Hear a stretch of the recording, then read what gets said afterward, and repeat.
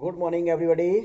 देखिए, आज मैं आपको मानव में प्रजनन रिप्रोडक्शन इन ह्यूमन के 12 लेक्चर में 12वें नंबर के लेक्चर में अंडों का वर्गीकरण, क्लासिफिकेशन ऑफ एग और ओवा के बारे में बताऊंगा। बेटा 12th के ये क्या बोलते हैं इम्पोर्टेंट क्वेश्चंस राइटिंग के लिए तो नहीं है, लेकिन नीट जैसे एग्जाम में ये क्वेश्चंस इनके बारे में बहुत ज़्यादा पूछा जाता है, तो वही चीज़ मैं आपको बताऊंगा बेटा। ठीक है, तो क्लासिफिकेशन मतलब किस प्रकार से इनको बांटा गया, कैसे डिवाइड किया गया, तो उसके सिर्फ दो बेस थे।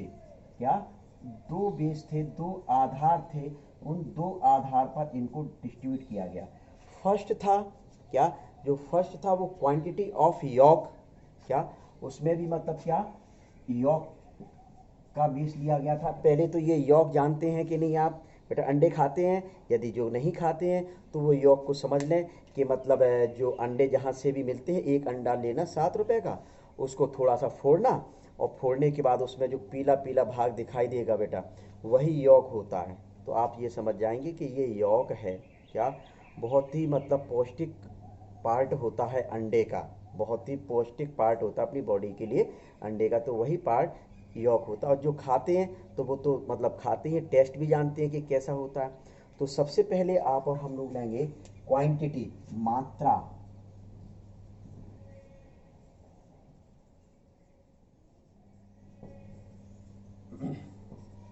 फर्स्ट है ये जो क्लासिफिकेशन लिखा हुआ है क्वांटिटी के बेस पर। तो क्वांटिटी के बेस पर ये कौन कौन से होते हैं ये मैं आपको बता रहा हूं। तो सबसे पहले फर्स्ट नंबर इसमें आता है, तो यह देखें, आ पीत की, यानी ए लेसी थल एग लिखना चाहे तो लिख दे, नहीं तो एग अपना ऊपर चल रहा है तो कॉमन है।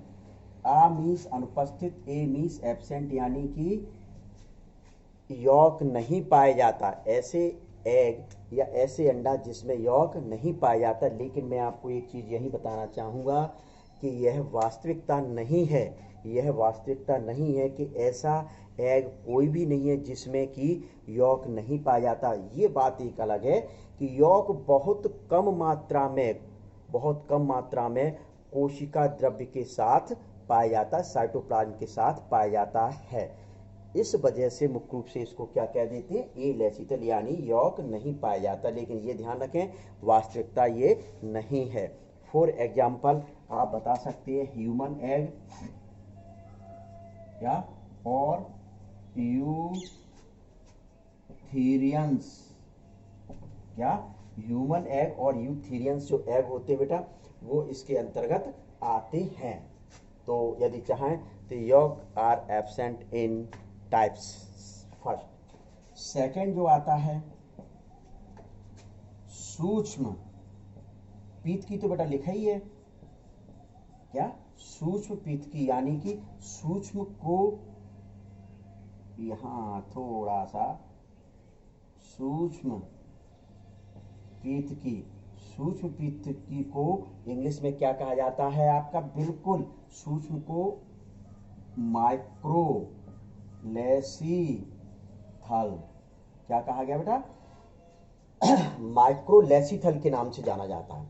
इसको रोमर साइंटिस्ट और वैलेंस की साइंटिस्ट थे, रोमर साइंटिस्ट थे और वैलेंस की साइंटिस्ट थे। इसको इन्होंने ओलिगो लेसिथल एग भी नाम दिया था, अल्प पीतकी।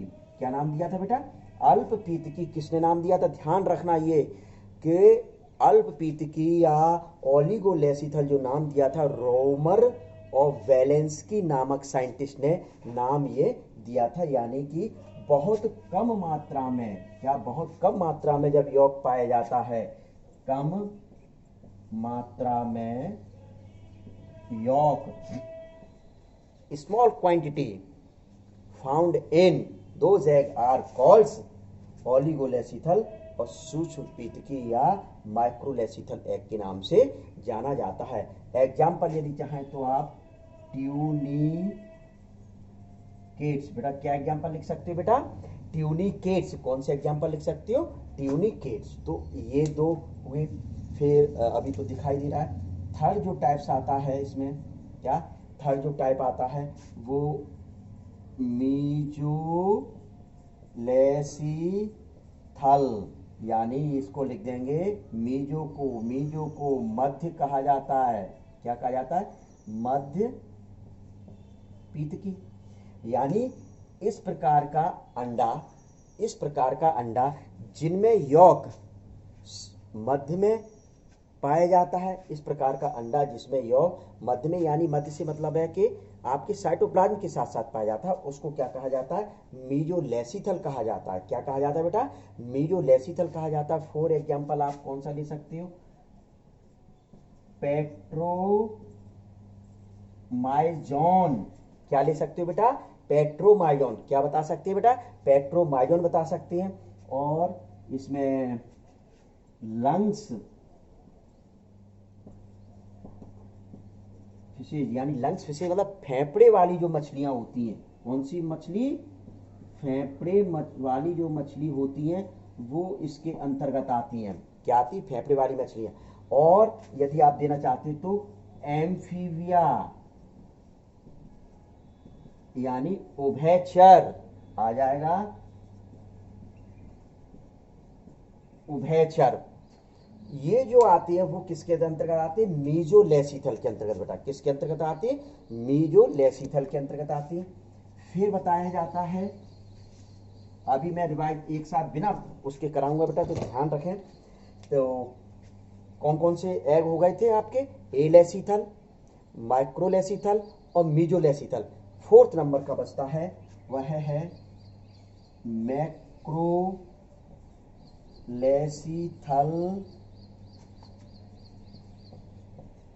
अति पीतकी। क्या, अति पीतकी, यानी कि अति, अरे यार तुमने अति कर दी यार, बिल्कुल बहुत ज्यादा टेंशन दे रहे हो, अति कर दी। यानी कि बहुत अधिक मात्रा में, क्या, बहुत अधिक मात्रा में यौग पाया जाता है, लार्ज क्वांटिटी में यौग प्रेजेंट हो। क्या, यौग जब प्रेजेंट हो अधिक मात्रा में, यहां लिख दिया, अधिक मात्रा में जब यौग प्रेजेंट होता है तब इसको कहा जाता है। तो इसमें जो एग्जाम्पल आ जाएगा सी फिशेज, यानी समुद्री मछली। समुद्र में जो मछली पाई जाती हैं उसमें इस प्रकार की यौग पाए जाते हैं। और बोनी फिशेज जो होते हैं, क्या, बोनी जो फिशेज होते हैं बेटा, उसमें इस प्रकार के एग आते हैं। और आपके